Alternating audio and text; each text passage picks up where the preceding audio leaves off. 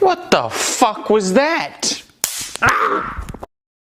रूबिका लियाकत, जो अपनी बेबाक पत्रकारिता के लिए जानी जाती, पर कई बार इस पत्रकारिता के करियर में एंकरों को तीखी नोकझोंक का सामना करना पड़ता है। कई बार बहस इतनी तीखी हो जाती है कि वो भी अपना आपा खोने के लिए मजबूर हो जाते हैं। नमस्कार दोस्तों, आप देख रहे हैं वीआरवी टॉप 5। मैं रवि शर्मा आज आपको बताने वाला हूँ रूबिका लियाकत के टॉप 5 फाइट्स इन लाइव टीवी। एबीपी लाइव में बहस हो रही होती है कि रमजान में चुनाव से बीजेपी को फायदा होगा। इस पर इलियास कहते हैं कि मोदी को जवान मुसलमान का रिवाज नहीं है, ना ही बीजेपी को और ना ही बीजेपी के दलाल एंकरों को। इतना सुनते ही रूबिका गुस्से में आ जाती है और कहती है, आप कुछ भी कहेंगे और मैं बैठकर यहाँ सुनूंगी, मैं आपको वार्निंग देती हूँ। इसी बीच शहनवाज हुसैन भी कहते हैं कि उन्होंने महिला पत्रकार को गाली दी है। रूबिका उन्हें शो को छोड़ देने के लिए कहती हैं और वो कहती हैं कि जब तक वो माफी नहीं मांगेंगे तब तक वो उनसे बिल्कुल बात नहीं करेगी। पाकिस्तान टीवी के एंकर अमर अल्ताफ कहते हैं कि रूबिका जी, आपके देश में अल्लाह का नाम लेने पे मारा जाता है। इस बात को सुनकर रूबिका गुस्से में आ जाती हैं और कहती हैं, अल्लाहू अकबर, बताइए किसने मुझे मारा। इस पर अमर कहते हैं कि मोदी को ये पसंद नहीं है। रूबिका उनसे गुस्से में आकर पूछती हैं कि किसने आपसे कह दिया कि हिंदुस्तान में अल्लाहू अकबर के नारे नहीं लग सकते। एबीपी लाइव पे एनआरसी के ऊपर बहस हो रही होती है। स्वरा भास्कर एनआरसी के विरोध में अपना पक्ष रखती हैं। रूबिका स्वरा से पूछती हैं कि ड्राफ्ट कहाँ है एनआरसी का। स्वरा इस पर कहती हैं कि आप सरकार से पूछिए, मुझसे क्या पूछ रही हैं। इस पर रूबिका कहती हैं कि आप कह रही हैं इसमें डरावने प्रावधान है। आप किस बात पे कह रही हैं? ये बात का जन्म ही नहीं हुआ, आप उसका मुंडन करा रही हैं। और स्वरा से पूछती हैं कि एनआरसी है कहाँ, और उनसे कहती हैं कि आप हवाई बातें कर रही हैं और आप लोगों को भड़का रही हैं। और उनको एनआरसी एक्ट दिखाते हुए कहती हैं कि आप इस एक्ट को पढ़ लीजिए, इसमें हिंदुस्तान के माइनॉरिटी और मुसलमानों का कोई जिक्र नहीं है। नवंबर 2019 में हैदराबाद में एक लड़की का रेप हो जाता है। रेप करने के बाद अपराधी उसे जिंदा जला देते हैं। पुलिस उन्हें पकड़कर सीन क्रिएशन के लिए लेके जाती है, जहां उनका एनकाउंटर हो जाता है।